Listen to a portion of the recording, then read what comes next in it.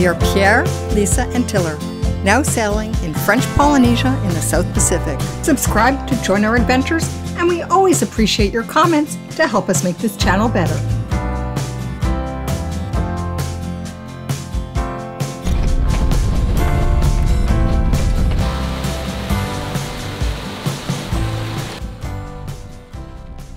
In the last episode, we had a 3-day sail from Whakarava in the Tuamotus to Nukuhiva, which is in the Marquesas chain of islands. The Marquesas are the northernmost area of islands in French Polynesia and the closest to the equator, so they're out of the danger of hurricanes in the hurricane season, which is now because it's the summer. Well, it's summer for anyone south of the equator. And this being an El Nino year, meaning the currents in the Pacific and the South Pacific are cooler than normal, at least cooler in French Polynesia where we are, the risk of hurricanes is quite low, but it's still best to be out of hurricane zone.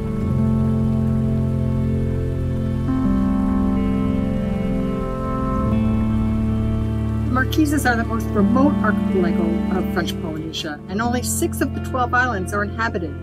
Nukuhiva is the largest island, followed then by Hiva-Oa. These are volcanic islands, unprotected by any reef, and they just appear to rise up out of the ocean as you're approaching them from the sea.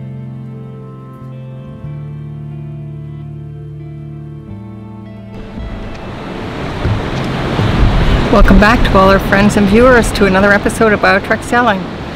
We're in beautiful Tawata, which is one of the islands in Marquesas near Hiva-Oa, and just enjoying being in this beautiful anchorage. It's one of the few anchorages with turquoise waters, and so we've been enjoying swimming and going to the beach. There's quite a bit of surf at the beach, so it's a bit challenging to go there with the paddleboard and back. You have to time it for the wave that's not so big, unless you want to get dumped out of the wave. That's at least if you're going with a dog who likes to jump in and tip you over. What's really nice about the cruising life is that you meet so many interesting people. So we're in this beautiful anchorage. We know 2 of the boats here. One we just met yesterday because they're sailing an Outremer 5X and they invited us over for dinner. A lovely Italian dinner made by Italian people. And the other boat here, Marmot, we've met them in Panama, in Tahiti, in Whakarava, in Nukuhiva, and again now in this kind of isolated anchorage in Tawata. So you just kind of keep bumping into the same people, and it's really fun. They're a lovely family from the area of France, Breton, and they have 5 children on board. And so quite a crew that they have, and really a nice family. So that's kind of the cruising experience, is that you meet people, you part ways, you come back, and you meet them again. And you meet people pretty quickly, because if you're alone in an anchorage and there's just a couple boats, it's just a polite thing to do to go over and say hello. So we've met so many wonderful people since we've been in French Polynesia. We met this super interesting couple in Nukuhiva, and they're from the UK, and Pierre went over to the fuel dock to find out what the situation was, and there was a huge swell, and they were saying better not bring your boat here at risk, even if you drop the anchor and go stern to of having some damage, you could catch a big wave. And they were right, and we were glad we had used jerry cans to fill up our fuel, although it was a lot of work.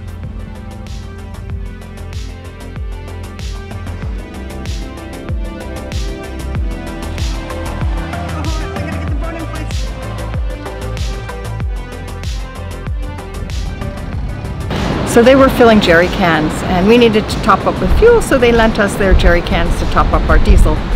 And then, you know, we got to chatting, and I found out he was a professional diver, and he told us a little bit about what he did. So I asked him if he'd mind sharing it with our YouTube viewers. So this video is going to be about the Marquesas, this beautiful landscape, and a little bit about professional diving, because it's such an interesting story, meeting another cruiser who dives recreationally after doing that as a career. And so I hope you enjoy.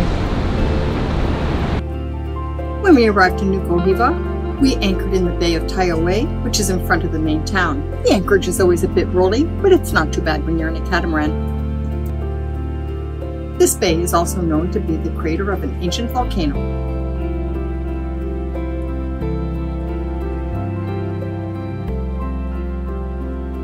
Marquesas were settled by Polynesians and have a history that's rich, with many archaeological sites remaining. The early Marquesans were a warrior culture practicing cannibalism, but early explorers such as Captain Cook reported that the Marquesans were very hospitable.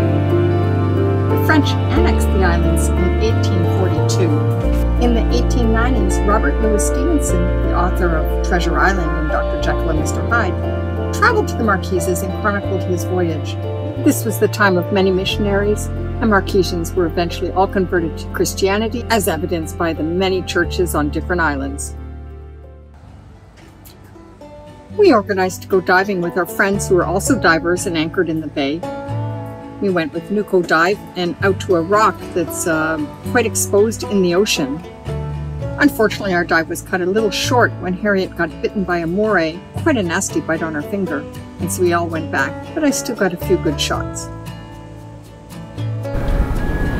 Sunrise, Marquesas, so beautiful.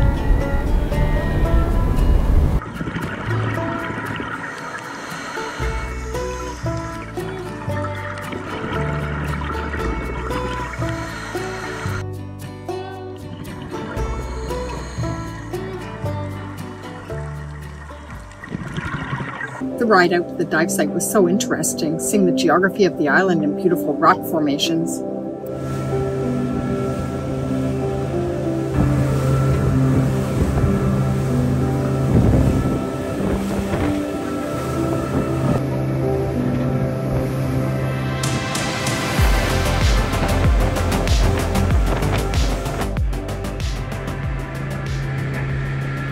There was quite a lot of current at the dive site, and a tremendous abundance of fish.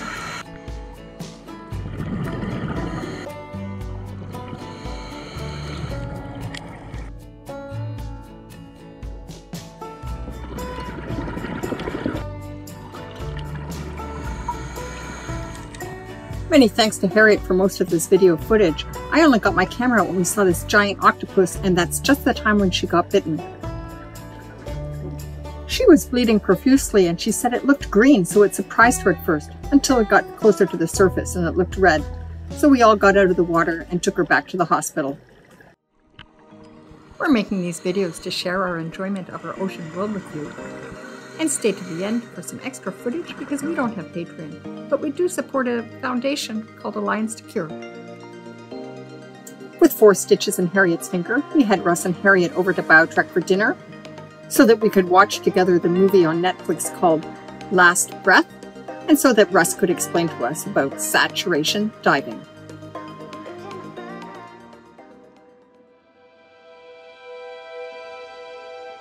So Russ, cheers, nice to have you on board. Cheers, thank you. Yeah. Nice to be here. Yeah, so we met these guys here in Marquesas, you're selling an Allure. Allure 45, yeah. 45. Aluminium one hull. You have to excuse me, I've got a little bit of laryngitis, so I'm not my usual operatic standard.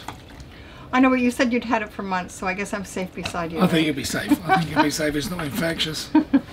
And we were fascinated when we went scuba diving together, and as we were planning it, you said, well, you were a professional diver. Yeah. And I thought, well, you know, one of these guys who just puts on scuba gear and goes down, but no, that's not what you did. No. So explain a little bit what kind of diving you did. Okay, I was a commercial diver for 25 years. 20 years actually diving and 5 years dive supervising in the offshore oil industry, 90% of the time in the North Sea. And that involved being a saturation diver, living in a pressurized environment in a chamber, breathing a heliox gas mix for the entire time. So saturation diver means that you were taken down to that pressure and left at that pressure. The term saturation comes from the fact that your body tissues are now saturated with the gas that you're breathing. So you overcome the need to do multiple decompressions. You do one decompression when you come up. That's it. So regardless of the depth, your body can't absorb any more gas into the tissues. So there is only one decompression profile when you come up. And so how deep were you? My personal best is 245 meters, and that was in a place called the Magnus Field. It was actually a place called Otter, which is an offshoot of the Magnus Field, and that's the furthest north field in the UK sector of the North Sea.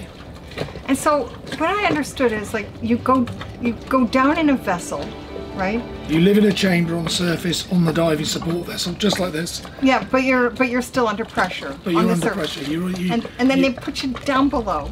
Yeah, you live under the equivalent pressure of the seabed, Okay. whatever depth that happens to be.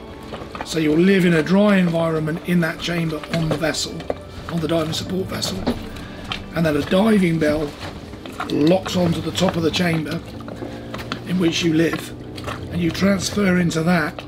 Then they separate the diving bell from the living chamber. It gets lowered down to the seabed. You leave the diving bell, do your thing for up to 8 hours.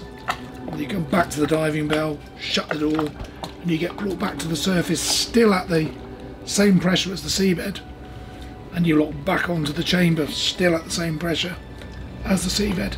And you live in there for up to 28 days at a time. Wow. Yeah, you said you knew where you were when during 9/11. During 9/11, guess where I was?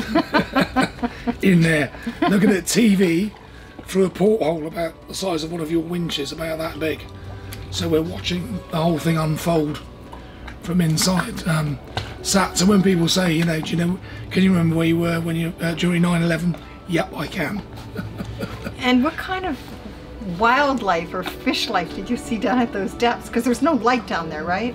There's no light. No, there's no natural light because they can't penetrate that far. Right. But the diving bell, which is hanging, 5-10 meters above you, has got lights on the outside, so it illuminates the area. And you've got a light on the top of your helmet as well, which illuminates the immediate bit that you're working on. Right. For close-up work, so you can see fairly clearly. But in the North Sea, we tended to get big conger eels and big monkfish or anglerfish, as you probably may know them. And wolf eels were another hazard. They're pretty aggressive and they don't like you invading their territory. What's a wolf eel? Is it like a moray? Imagine a moray on steroids. I didn't know what conger eels and wolf eels were, so I had to look it up. Much like other species of eels, conger eels have a long, thin, snake-like body and wide, prominent snout and many sharp teeth, which grow in several rows. And it can be anywhere from 5 to 10 feet in length and weigh from 10 to up to 160 pounds.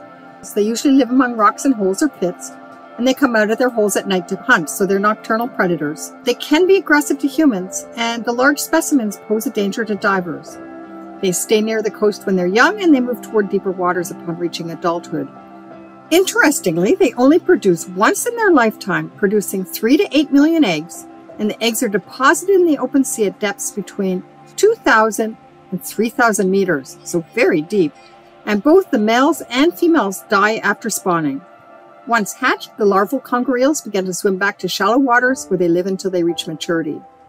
And they are also good to eat, and often on the menu in the UK.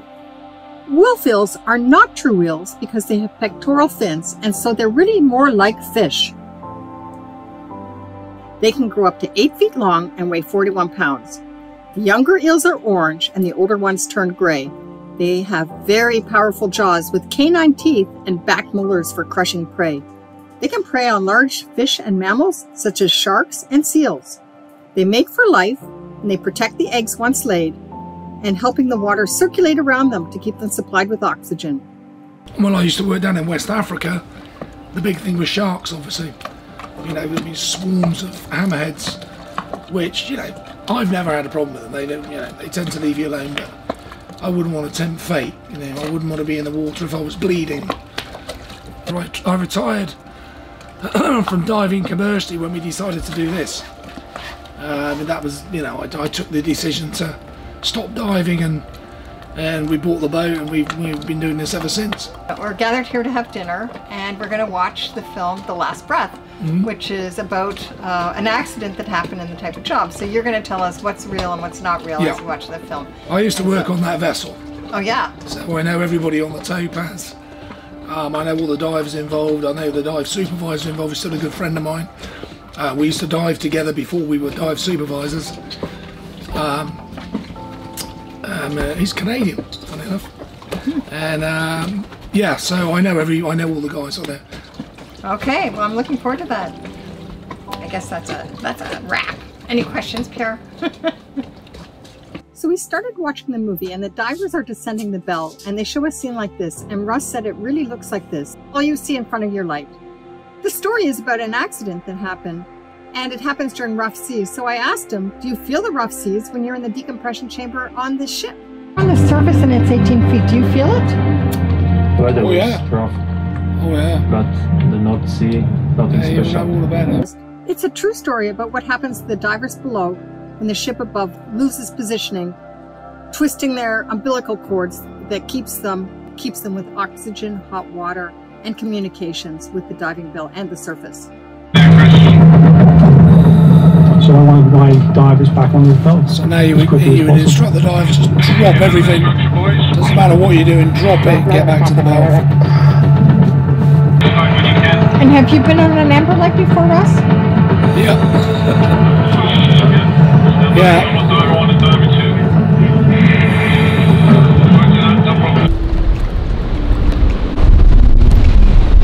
So I've spent the day working on this video and kind of come to the end of what I'm going to put in.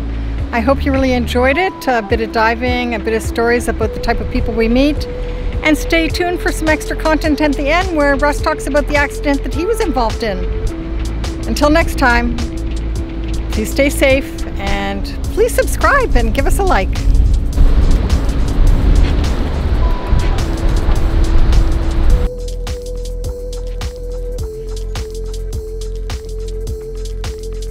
Yeah, tell them about the near accident that you had with Craig on, I think it was your last dive. Yeah, my last ever dive, yeah, in Sam. Last ever dive, okay. Yep.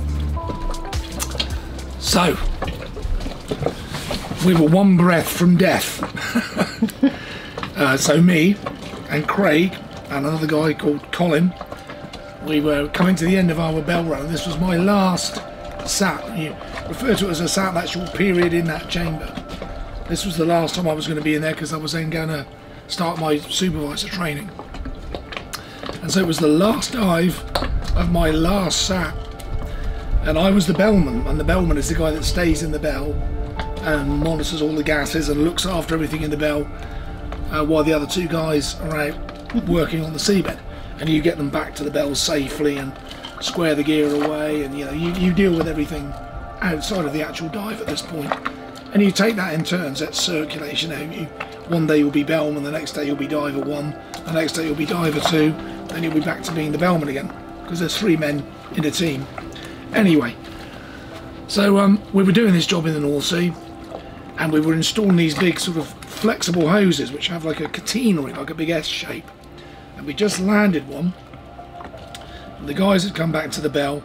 Craig was out on the guideway, I was in the bell, and Colin was standing in the entrance to the bell. And they started to move the vessel to the next location for us to land the next big hose. And we're just trundling along, and then suddenly I thought, hey, my ear's popping. I looked at Colin in the bell, I said, are your ears popping? He said, yeah. Well, my ears are clearing our ears, and the bell started to fill with water. Well, that's odd. Hit what they call the blowdown valve, which puts gas back in the bell, blew the water back out. A couple of minutes later, it just kept coming up all the time, and I started blowing things out, and the water kept coming up, and I was like, there's something wrong here. This isn't right. And at that point, there was this sort of jump with the bell, and then another jump with the bell, and Craig, who was still outside, called an all stop and said, whoa, just stop everything. And it turns out they moved the vessel, but they moved it across the hose that we'd already laid, and so the bell was now wrapped around this underwater catenary. We'd taken a complete turn around it, so the bell was stuck, and the bell lift wire was rubbing on these bolts, so it was starting to wear through the bell lift wire. Uh-oh. So if that had severed, we'd have been on our way down to the seabed with, probably a marginal hope of getting rescued, but it wouldn't have looked good, So anyway, there was then a long pause as everybody figured out what we were going to do. and they had to sort of manoeuvre the vessel back round and sort of basically unwrap us so that they could then continue to recover the bell. At that point, obviously, that was the end of the dive. Got Craig back in, took a seal on the bell. The bell wire's possibly compromised. The main umbilical could be compromised. We didn't know at that stage. So got everybody back in. They managed to recover us.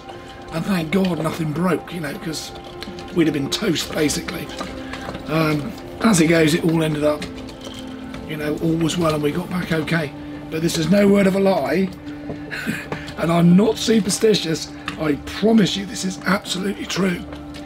It was the 13th bell run on Friday the 13th, and we locked off the main system on the vessel at 1300 hours. And yesterday was Friday the 13th. It was. We should have been telling the story yesterday. Should have been telling you. So, I promise you that's true. We were going to be doing it yesterday, but we didn't, and maybe that's just as well. Yeah. We hadn't. We were installing the solar panels, so you could still see the wires. And I thought it might be a bit rushed, and it would have been because we only finished really after sundown. So join us in our next video where we're going to sail from Nuku Hiva to Tawata, where we are now, and visit Hiva Oa. You might hear some engine noise because Pierre's been working on the motors today, just doing some maintenance and checking things out. And if you enjoyed this video, you might want to see the one just down here, which is about diving in Whakarapa. Until next time, bye.